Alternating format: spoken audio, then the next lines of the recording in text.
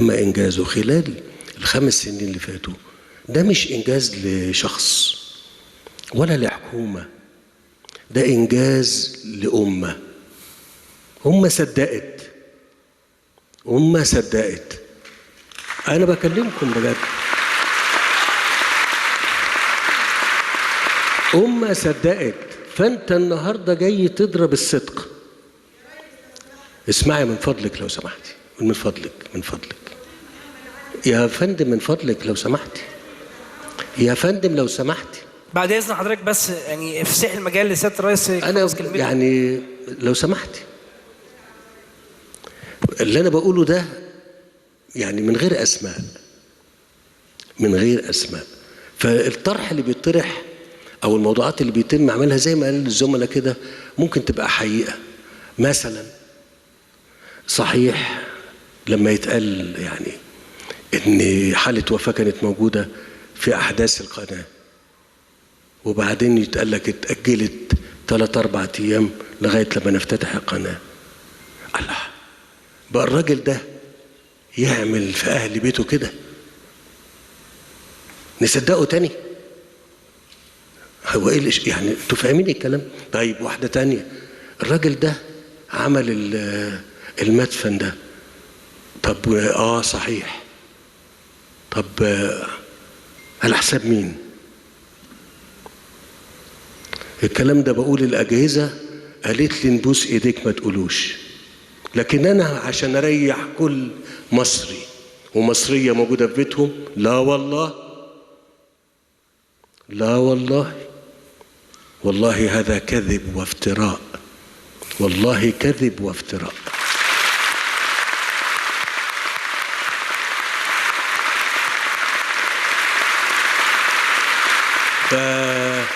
فاللي أنا بقوله تاني، ما كانش المفروض نتكلم في النقطة ديت.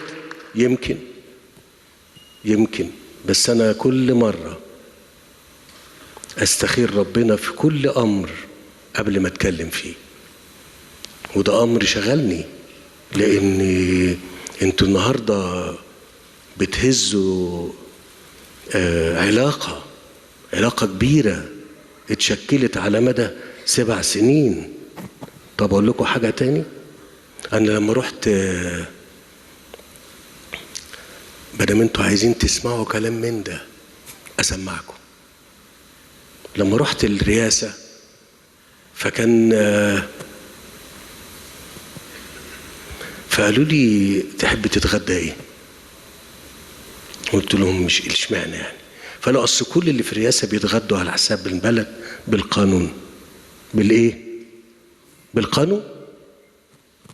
طب والله قلت لهم لا انا ولا اللي في الرئاسة، كل واحد ياكل على حسابه. عايزين تسمعوا كلام من ده؟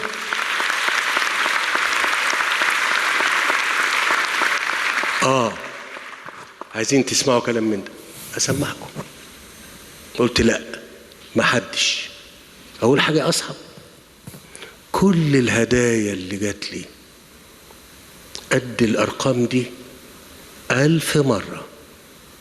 معمول لها متحف اسمه متحف مقتنيات الرئيس. عايزين تسمعوا كلام من ده عشان ترجعوا تصدقوا تاني؟ طب أقول حاضر. كل حاجة اتعملت وكل حاجة اتقالت في الأمور اللي خلال الأسبوعين اللي فاتوا دول كلام الهدف منه تحطيم إرادتكم وفقدانكم الأمل والثقة، ويبقى خطر كبير قوي على بلدنا. يتقال إن العدد اللي مش عارف اللي بيتابع الموضوع ده بسيط. من حقكم تعرفوا، من حق كل، أنا قلت ناس معينين، كل أم كبيرة مصدقاني وبتدعي، وكل أب كبير مصدقني وبيدعي. لا، ابنكم إن شاء الله شريف وأمين ومخلص. لا